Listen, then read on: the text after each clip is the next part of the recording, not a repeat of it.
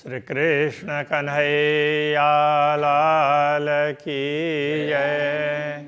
श्री निजानंद स्वामी की, श्री प्राणनाथ प्यारे की। इसका क्यों ना उपजे पर रूह करना सोई उदम, राह सोई लीजिए जो आगू हादिए भरे कदम। जो आगों हादिए भरे कदम। श्री कृष्ण कन्हैया लाल की। ब्रह्मात्माओं के रहन सहन की बात बता रहे हैं। उनका रहन सहन, उनका आचरण किस प्रकार का होता है। तो इसी संदर्भ में ये पूर्व की चौपाई में कहा गया था, प्रेम कैसे प्रकट नहीं होगा, क्योंकि इससे पहले ना प्रेम की बात कही। सब कुछ प्रेम में है, प्रेम होने पर सब हो जाता है ये बताया। तो प्रेम कैसे प्रकट नहीं होगा, तो हमें करना ही ऐसे प्रयत्न चाहिए कि जिससे प्रेम प्रकट हो। तो यदि सद्गुरु के पद चिन्हों पर चलते हैं तो अवश्य प्रेम प्रकट होगा, क्योंकि तो सद्गुरु को हमेशा पूर्ण ब्रह्म परमात्मा के अनुभव होते थे, तो उनका प्रेम था। तो इस प्रकार से ये बात बताई। अब आगे वो करते हैं, ए तिलस्म क्यों ना छूटहि जहाँ साफ न होवे दिल। जब तक अंतःकरण पवित्र नहीं होगा, दिल कहने का तात्पर्य यह है,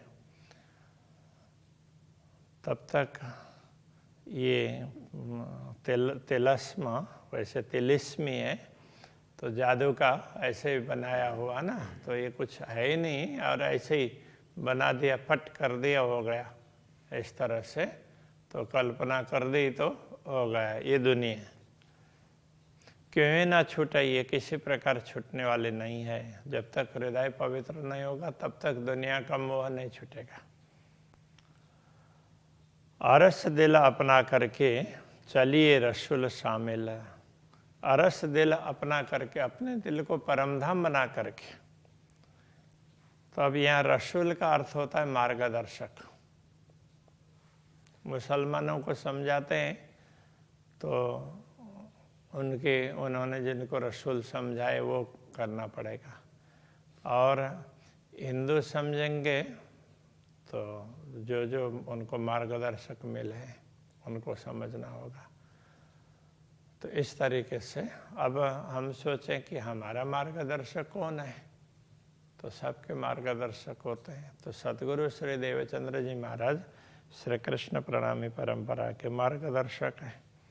तो अब यहाँ उनको ही रसूल समझना पड़ेगा। तो इस तरह से तो उनके साथ चलना होगा, उनके पद चिन्हों पर। उनको शामिल करके का तात्पर्य, तो उनके पद चिन्हों पर चलो, तो हमेशा उनको याद करके उनको साथ रख करके चलो कि वो जैसे चल रहे थे हम ऐसे चल रहे हैं कि नहीं चल रहे हैं। पाक ना होइए न पानी चाहिए अरस का जल। इस पानी से, दुनिया के जल से, सामान्य लोग समझते हैं बस नहा लिया तो पवित्र हो गए। तो केवल इस जल से पवित्रता नहीं होती है, तो परमधाम का जल चाहिए। तो इसलिए जब कभी भी स्नान करते हैं ना, तो परमधाम की यमुना जी का आवाहन करके स्नान करते हैं, तो परमधाम में स्नान किया हो वो पुण्य मिलता है, उसको वो लाभ मिलता है। तो एक प्रकार से हमारे भाव बढ़ते हैं, तो वो लाभ मिलता है। कहने का तात्पर्य इतना भाव ऊंचा हो जाता है कि हम तो यमुना जल से स्नान कर रहे हैं, ऐसा होगा।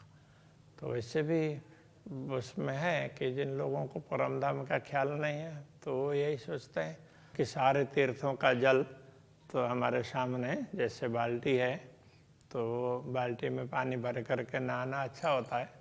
तो वो जैसे आजकल तो शावर से नहाते हैं, ज़्यादातर तो शावर ही प्रचलित हो गए हैं,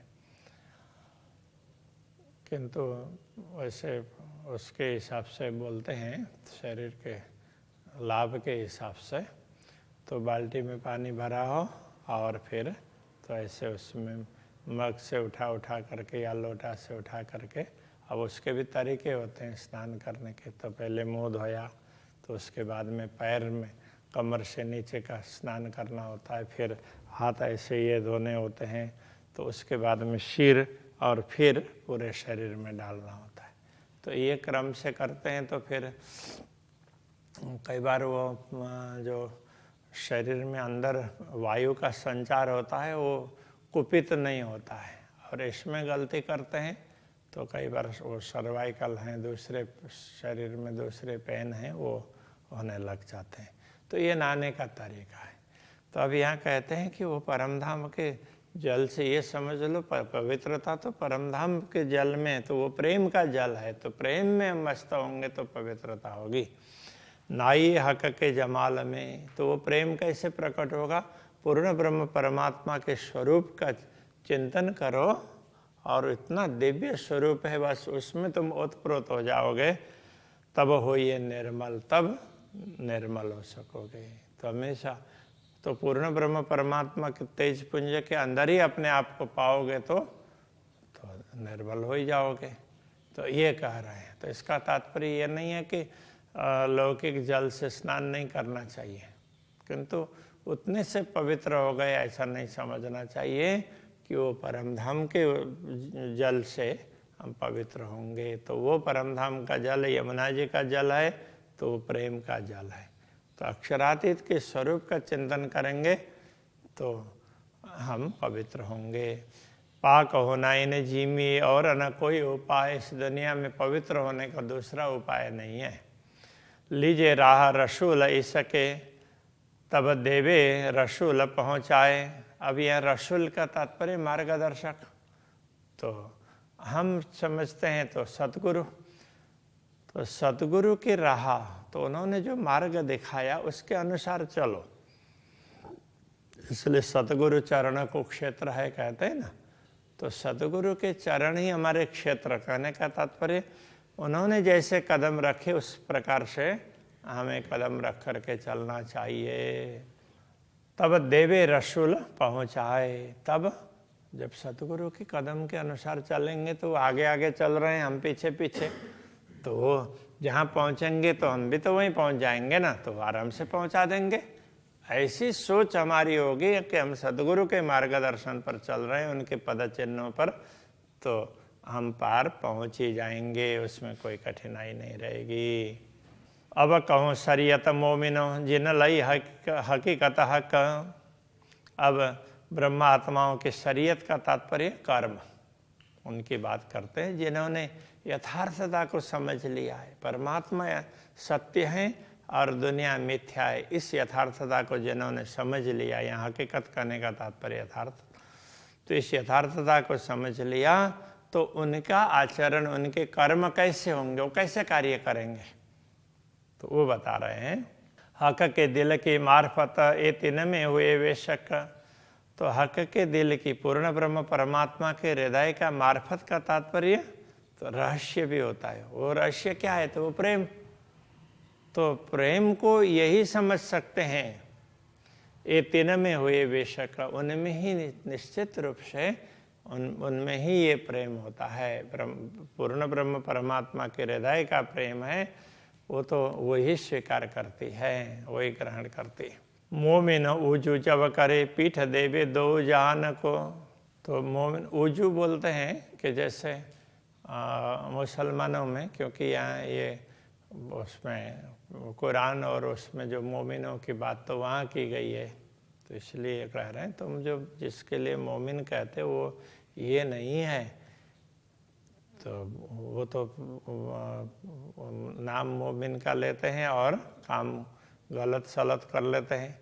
तो वो मोमिन नहीं है, जो परमात्मा के प्रति पूर्णतः समर्पित आत्मा है, उनको मोमिन कहा है। तो वो वुजू करते हैं का तात्पर्य नमाज पढ़ने से पहले हाथ धोते हैं। अब उनके तो तरीके अलग हैं, एक कुंड में से वो धो लेते हैं, उसी में से सारे ही हाथ धो लेते हैं।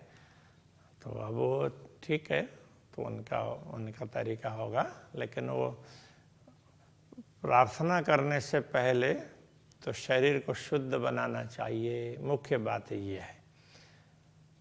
तो हिंदुओं में नहा धो करके हाथ पैर सब धो करके प्रार्थना करते हैं। अब अरब में पहले पानी होता नहीं था, तो इसलिए ज़्यादा तो नहीं कर सकते, तो ऐसे तो नहा करके बैठना चाहिए। अब नहा नहीं सकते तो हाथ पैर तो कम से कम धो लें। तो अब वहाँ वो भी संभव नहीं था, इसलिए थोड़ा हाथ में, तो सारे लोग एक ही जगह से, अब सब जगह वही नियम बन गया।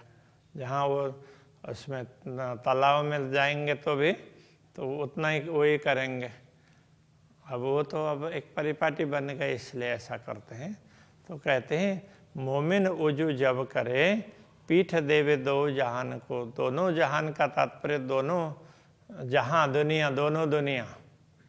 तो अब यहाँ दोनों दुनिया कहने से तो दुनिया जिस प्रकार से चल रही है, तो उस समय भारत में हिंदू और मुसलमानों का संघर्ष बहुत चलता था। तो इसलिए कहते हिंदू लोग जो कर्म मार्ग बता रहे हैं तो वो भी पूर्ण नहीं है, और मुसलमान जो सराह की बात बोलते हैं वो भी दुनिया में जकड़ने की बात है। तो इन दोनों से ऊपर उठते हैं तो परमात्मा का मार्ग ले लेते हैं, तो वो परमात्मा के मार्ग पर चलने का निश्चय करेंगे, तब वो वजू करते हैं। कहने का तात्पर्य है तब देह शुद्धि करके तो फिर वो परमात्मा के मार्ग पर आगे बढ़ते हैं। हौज जो अरस में रूहें गुसल करे इनमो। तो गुसल करना मतलब स्नान करना। तो वो कहाँ स्नान करेंगे? तो यमुना जी में उठ के नहाइए, यमुना जी कीजिए सकल श्रृंगार। और जो हौज तो कोशर तालाब, तो वहाँ जा कर के वो अगर स्नान करना ही है तो वो समझेंगे कि हम यमुना जी में स्नान कर रहे हैं, तो ये भाव होगा। तो सबके अलग अलग भाव होंगे। तो हिंदुओं में जो भी समझदार हैं तो वो सोचते हैं सारे तीर्थों का जल तो उसमें, तो जिस बाल्टी में भी पानी भरा होगा तो वो प्रार्थना करते हैं सारे तीर्थों का जल इसी में आ जाए। और जो पूर्ण ब्रह्म परमात्मा को समझता होगा, परमधाम को समझता होगा, तो वो परमधाम की यमुना जी का जल आ जाए, तो वही प्रार्थना करेंगे ना। क्योंकि दुनिया के और स्थानों से तो और जल से तो तीर्थों का जल पवित्र है, और जिनको परमधाम का ख्याल है तो उससे भी पवित्र जल परमधाम का है। तो वो भाव रख करके करते हैं। दम दिल पाक तब हो वही जब हक की आवे फिराक। तो फिराक का तात्पर्य वियोग, विरह। जब पूर्ण ब्रह्म परमात्मा का विरह, अरे वो तो दिख ही नहीं रहे हैं, तो उनके अंदर तड़प ऐसे आ जा होती है ना, तो अंदर हृदय पवित्र तब होता है। तो बाहर स्नान करने से शारीरिक शुद्धि होती है, हृदय के अंदर अंतःकरण की शुद्धि है तो परमात्मा का चिंतन करने से, वियोग के माध्यम से भी हो या मिलन के माध्यम से, जैसे भी हो, चिंतन करने से शुद्ध होती है। अरस रूहें दिल जुदा करे। जुदा करने का तात्पर्य तो दुनिया से, दुनिया के बंधनों से मुक्त करके, लौकिक कर्म बंधन से मुक्त करके तो परमधाम के तरफ में लगाना। और सबसे हुए बेबाक। बेबाक का तात्पर्य निर्भय, निडर। तो दुनिया के उससे, दुनिया के उसमें से डर करके नहीं, निर्भय हो करके पूर्ण ब्रह्म परमात्मा का चिंतन करते उनको हृदय में बैठाती है। 14 तबकों पीठ दे भाई एक कलमा कया तिन। 14 लोग को पीठ देना ये उनके लिए कलमा। तो कलमा का तात्पर्य तो वो जैसे मंत्र उच्चारण समझ लें, तो उसको वो कलमा बोलते हैं मंत्र को। तो मंत्र उच्चारण क्या है? तो 14 तबक से पीठ दे करके परमात्मा के तरफ, परमधाम के तरफ उन्मुख होकर के स्तुति करते हैं, तो वो मंत्र उच्चारण हो गया। तो वो उनका कलमा है। कलाम अल्लाह यूं के भाई एक कहनी है मोमिन। तो मोमिनों का वचन कुरान में भी अल्लाह कलाम बोल करके जो लोग कुरान को मानते हैं तो इसमें भी ये कहा है कि मोमिनों का कथन क्या है, तो परमात्मा की बात करेंगे। तो अब प्राणनाथ जी ने तो ये कह दिया, तो अल्लाह कलाम में यथार्थम सागर है, तो इसमें क्या समझाया गया है कि पूर्ण ब्रह्म परमात्मा को निस्दिन ग्रह्य प्रेम सो श्री युगल स्वरूप के चरण उनका स्मरण करो, उनके चरण कमल को हृदय में बैठाओ, तो ये उनका कलमा है। तो इस तरह की उनकी प्रार्थना होती है। मंत्र का उच्चारण कहने का तात्पर्य प्रार्थना है। ला फना सब ला करे और इला बका ग्रहे हक। ला अथवा फना जो कहते हैं दुनिया में, ला का तात्पर्य वो भी नहीं है जहाँ तक मिटने वाला है, तो उस सब को उसका कोई अस्तित्व ही नहीं, उन सबको ला करते हैं का तात्पर्य तो उनको मना करते हैं। तो मतलब जिस जो नहीं है तो जो दिख रहा है वो यथार्थ में नहीं है, तो इसको महत्व नहीं देते। और इला बकाग्रह का तो जो अविनाशी उसको ही अखंड मान करके उसको ग्रहण करते हैं और परमात्मा को ही अविनाशी समझते हैं, बाकी दुनिया सब परिवर्तनशील है ऐसा मानते हैं। एक कलमा हकीकत मोमिन और हक मारफत बेशक। तो ये कलमा ये ब्रह्मात्माओं का कलमा का तात्पर्य ये कलमा है। हकीकत का अर्थात यथार्थ वस्तु को समझना, यथार्थ ज्ञान। और हक मार्फत का तात्पर्य परमात्मा की पहचान। तो बस ब्रह्मात्माओं का कलमा यही है, यथार्थ परमात्मा को समझ लेंगे, यथार्थ ज्ञान होगा और परमात्मा की पहचान होगी, तो फिर उनकी जो स्तुति करेंगे तो वही कलमा हो जाएगा, जो बोलेंगे वही कलमा हो गया। फिर नूर के पार नूर तजल्ला रसूल अल्लाह पहुँचे इत। नूर के पार नूर तजल्ला, कुरान में इस प्रकार समझाया गया कि नूर से परे नूर तजल्ला, तो रसूल वहाँ पहुँचे। अब यहाँ अब रसूल तो पता नहीं उनको उसमें पूरा स्पष्टता उनको नहीं लगा कि हम कहाँ पहुँचे हैं, उनको ऐसे लगा कि उनको कुछ अलग वस्तु कुछ दिखाई दे रही है और वो वहाँ पहुँचे हैं, ऐसा फील हुआ था। तो अब ये सदगुरु श्री देवचंद्र जी महाराज की बात करेंगे तो सदगुरु श्री देवचंद्र जी महाराज कहाँ पहुँचे? उन्होंने तो सीधा परमधाम को पूरा देखा, पूर्ण ब्रह्म परमात्मा ने ये सब दिखाया उनको प्रत्यक्ष दर्शन दे करके। तो वो अक्षरातीत को तो लगा अरे ये तेरा दरबार है, तेरा घर तो ये है, ऐसा करके समझाए। देख पूर्ण ब्रह्म को देख, तुम्हारे सामने बैठे, ऐसा करके तो ये सारा स्पष्ट रूप से दिखाया। मूल मिलाव में राज्य श्यामा जी विराजमान है और तो इधर ब्रह्म आत्माएं हैं, तो अब ये तुम्हारे पर आत्मा ये है, ऐसा करके तो सुंदरबाई सखी तो उनको दिखाया। तो इस तरह से उनको अब सतगुरु को जब ये देखा तो उनको लगा अरे मैं तो परमधाम में हूँ। तो इस प्रकार का अनुभव होता है।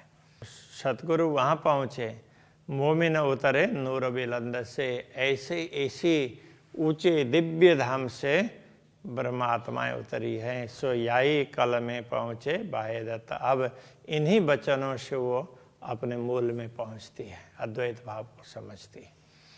जब कभी ना कछु ना रखे तब बूझ भई कल में। जब परमात्मा के सिवाय दूसरा कुछ किसी को महत्व नहीं देंगे तब उनको ये ब्रह्म ज्ञान की समझ होगी।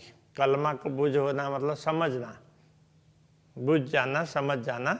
तो बुझ जाना मतलब मिट जाना उस अर्थ में नहीं है, आग बुझ गई है, लौ बुझ गई, ऐसा उसमें नहीं। यहाँ बुझना मतलब समझना, अज्ञान को मिटाना। जब यूँ कलमा जानिया तब बका हो ततिन से। इस प्रकार वो इन वचनों को समझते हैं तब अखंड का अनुभव करते हैं। और ख्याल में आज थोड़ा ही हुआ, लेकिन थोड़ा सा इसको ना, तो ये ब्रह्मात्माओं की बात है तो थोड़ा करके आगे बढ़ते हैं। श्री कृष्ण कन्हैया लाल की। तब बका होत तिन से तब बका हो तिन से। जबाह कबिना कछु न रखे, तब बुझ भई कल में। जब यों कलमा जानिया, तब बका हो तिन से। तब बका हो तिन से। लाल की जय। स्वामी की प्राणनाथ प्यारे की जय।